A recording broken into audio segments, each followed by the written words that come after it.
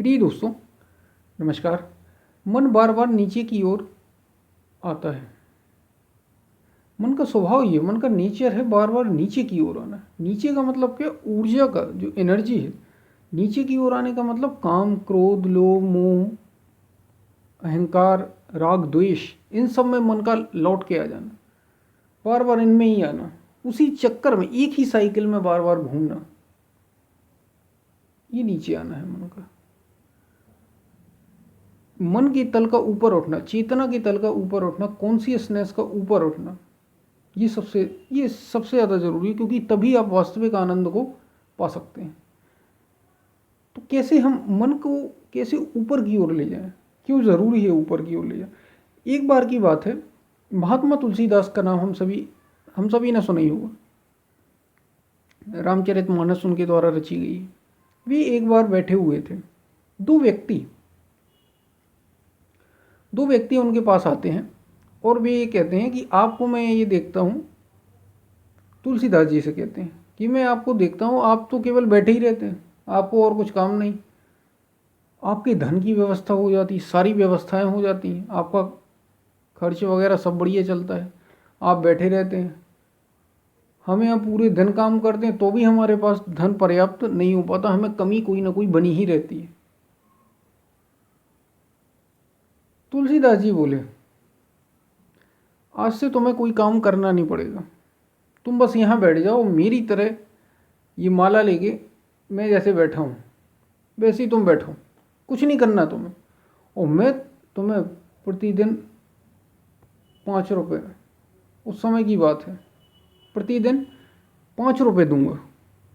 तुलसीदास जी कहते हैं, बोले 5 रुपये क्या ये संभव? इतनी बड़ी रकम एक दिन में?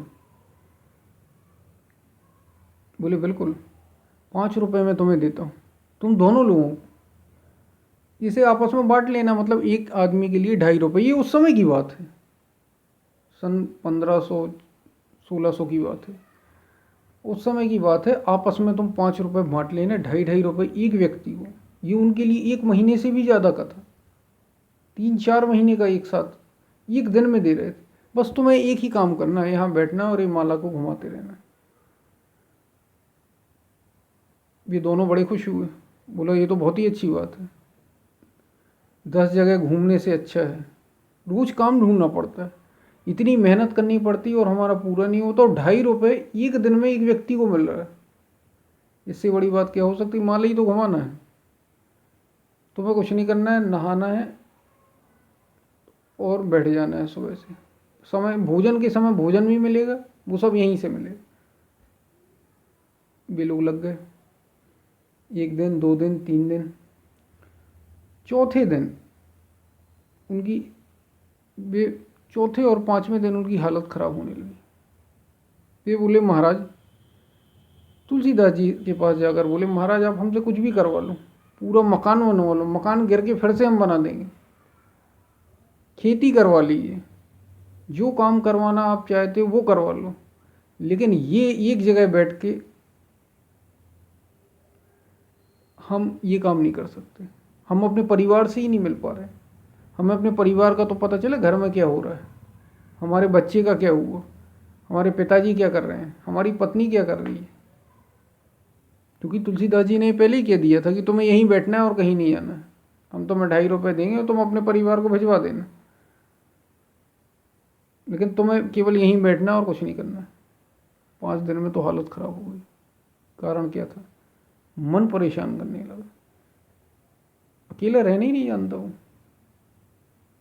उसके अंदर बातें शुरू हो जाती। जैसे ही आप बैठते हैं एकांत में, जब भी आप बैठते हैं, आप देखेंगे मन में तरह तरह की बातें आने लगेंगी, जो आपने कभी सोचा भी नहीं होगा वो भी होने लगेगा कि ये कैसा था, हमारा बच्चा कैसा है, हमारे पिताजी कैसे हैं, हमारी माँ कैसी है, हमारा भाई कैसा है, हमारे दोस्त कैसे हैं, हमने उन्हें कब से नहीं देखा, हम थोड़ी बात कर लें, कोई मिलता तो हम बात कर लेते। तरह तरह के विचार शुरू हो जाते हैं। यही मन का नीचे की, क्योंकि मन का तल जो है, अभी जो हमारा मन का तल है, नीचे गिरने के कारण है खड विकार। खड विकार जिनको हमारे शास्त्रों में कहा गया, काम, क्रोध, लोभ, राग द्वेष, इस तरीके से जो, और प्रकृति के गुणों के भीतर हैं हम, और प्रकृति त्रिगुणमयी है, सत रज और तम तीनों गुण के अंतर्गत आता है। इसलिए मन बार बार प्रकृति खींचती है, और प्रकृति के परे वो परमात्मा, वो ईश्वर भगवान मौजूद है। प्रकृति पार प्रभु सब और वासी। तो जैसे ही आप अपनी नेचर को पार कर जाते हैं तो फिर मन नीचे की ओर नहीं आता। अब बात यह है कि मन ऊपर की ओर नीचे आना तो उसका स्वभाव है, बार बार प्रकृति हमें खींच लाती। कारण क्या है? प्रकृति। प्रकृति की वजह से बार बार जो हमने जन्मों जन्मों के संस्कार हैं उनकी एक रील चलती है, संस्कारों का साइकिल चलता है, क्रम चलता है, उसकी वजह से हम बार बार नीचे आते हैं। और हम अगर इससे परे जाना चाहते हैं तो किसी सार्थक काम में लगाना होगा आपको। सार्थक काम में लगाइए, खाली बैठने से बचिए। सार्थक काम मतलब क्या?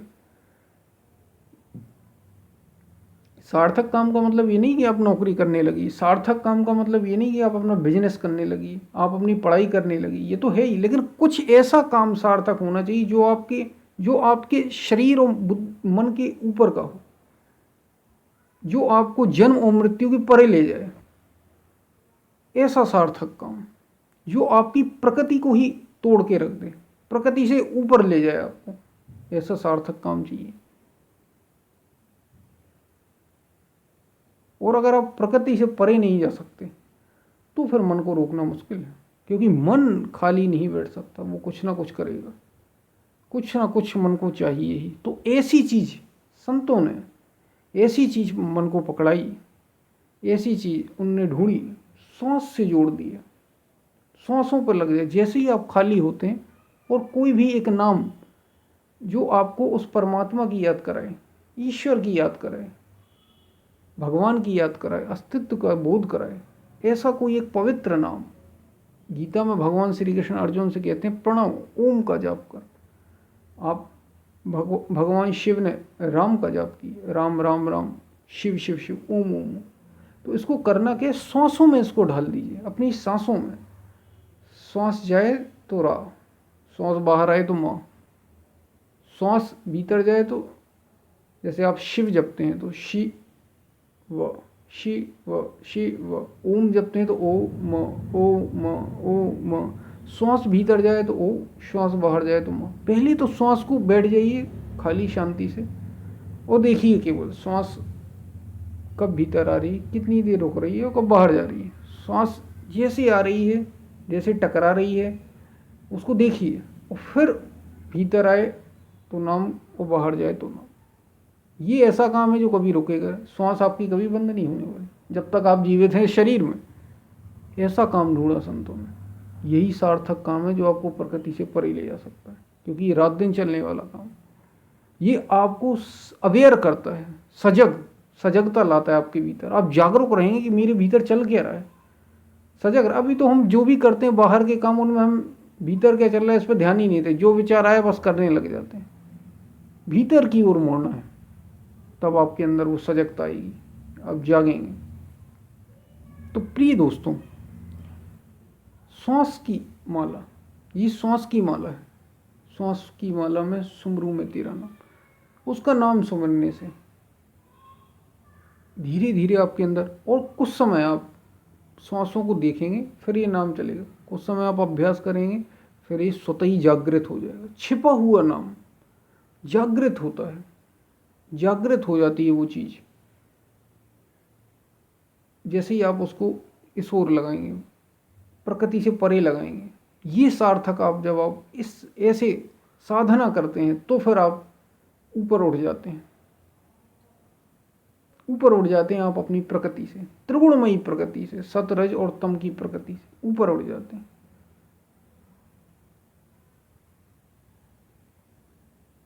तब फिर मन नीचे नहीं आता। एक समय बाद एक सीमा है, और उस सीमा के पार अगर आपको कोई ले जा सकता है। अगर आप शरीर के तल पर बात करें और मन के तल पर, जैसे अभी आप जी रहे हैं, तो आप कैसे जा सकते हैं? आप मन के बाहर जा ही नहीं सकते, क्योंकि हम काम, क्रोध, लोभ, मोह, इसी में तो हम घूम रहे हैं। श्वास एक ऐसी चीज़ है जो शरीर और आपके जो शरीर है वो मन के धरातल से जुड़ी हुई है। ये आपको बाहर ले जा सकती है। ये उपाय बहुत गहरा है जो संतों ने खोजा है। और ये बहुत सरल तरीका है। अपनी सांसों के प्रति सजग होना। सजग होना, कब सांस आ रही है, कब जाग रही, जैसे ही खाली हो लग जाएं, तुरंत इस काम में लग जाएं, ये काम कभी खत्म नहीं होगा। और अगर नाम जागृत हो गया, अगर सांसों के प्रति सजगता बढ़ गई आपकी, तो आप देखेंगे शरीर से तादाद में आप ये जो शरीर ही मान बैठे हैं, इससे आपकी दूरी बन जाएगी। और शरीर से दूरी बनी, फिर मन से दूरी आएगी। मन यानी विचारों से आपकी दूरी, और विचारों से दूरी जैसे ही आपकी होती है, तब आप वास्तविकता में अपने को अनुभव कर पाएंगे, आप वास्तविक आनंद को उपलब्ध हो पाएंगे। तब आप वास्तविक आनंद क्या है, उसकी झलक आपको मिल जाएगी। झलक, एक झलक मिल जाएगी आपको, उस आनंद की एक बूंद मिल जाए। और एक ही बूंद पर्याप्त होती है इस पूरे सागर को जानने के लिए, इस क्षुद्रता को त्यागने के लिए, संसार रूपी क्षुद्रता को त्यागने के लिए, जो बस उसी एक ही साइकिल में घुमाती रहती। सब चीज़ें फिक्स तो हैं यहाँ पे, उससे आपको परे ले जाइए। तो यही उपाय है मन को ऊपर उठाने का, यही उपाय है। मन को सार्थक काम में लगाइए। सार्थक ऐसा जो आपको शरीर और मन के तल से परे ले जाए, ऐसे काम में ऊर्जा को सही दिशा में लगाइए, सही दिशा में। तो हम फिर मिलते हैं, कुछ आपको चीज़ें समझ में आई होंगी। हम फिर मिलते हैं, तब तक के लिए धन्यवाद।